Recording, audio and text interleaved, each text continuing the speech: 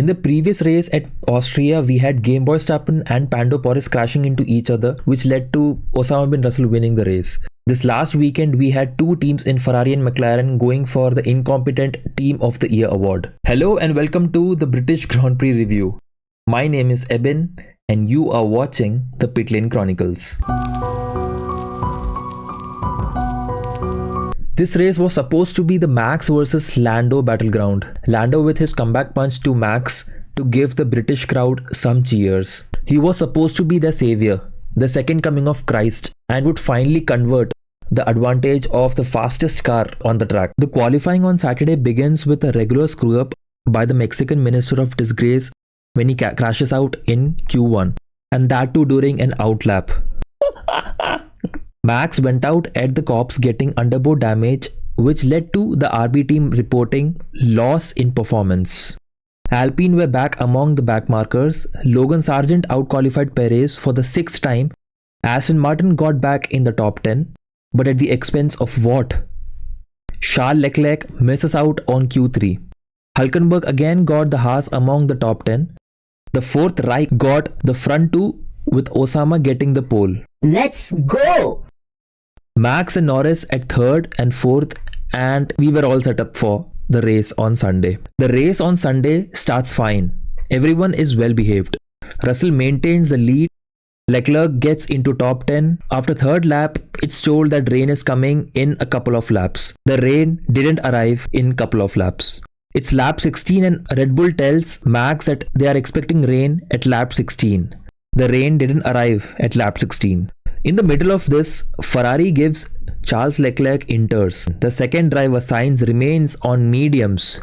Ladies and gentlemen, here are two drivers of the same team driving the same race on the same track but with completely different tire compounds. How has this team managed to win the 24 hours of Le Mans twice in a row few weeks back with dynamic conditions for 24 hours? Coming back to the race, because now another team are going to pay homage to Ferrari. Norris and Piastri both get the overtake on Max on lap 15. Hamilton gets an overtake on Russell and the British crowd goes crazy. Then the fourth Reich lost it. Both drivers went out and allowed Norris an easy overtake and got him the lead. Piastri did a brilliant overtake on Russell and Lewis, and McLaren fans including me got wet, and this seemed like an easy 1-2 for McLaren. But then DRS gets disabled and then Big Brain Hannah strikes. Max is asked to pit and he comes out on inters. The McLaren stay out for another lap. Piastri is gaining on Norris and seemed like he would get the overtake on Norris. And Piastri might actually be called to come in for inters. But then They kept Oscar out for one more lap in that torrid rain. He comes in again and ends up around 16 seconds behind the leader. Look how they mess with my boy. It's lap 39, the rain stops and now everyone is changing to slicks. Mercedes had only softs left, so they put on a set of new softs on Hamilton. We still had 13 laps to go, and then McLaren asked the very important question to Pando Perez. The pretender, the championship title contender, the guy with the fastest car on the track.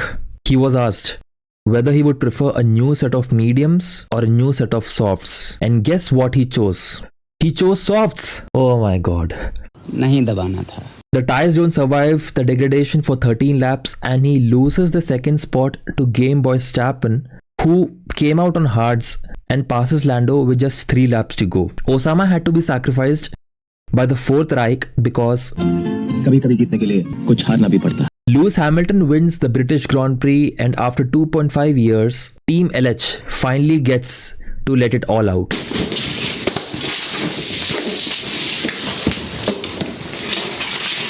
In all fairness, this was the first win for Lewis since the Abu Dhabi 2021 debacle.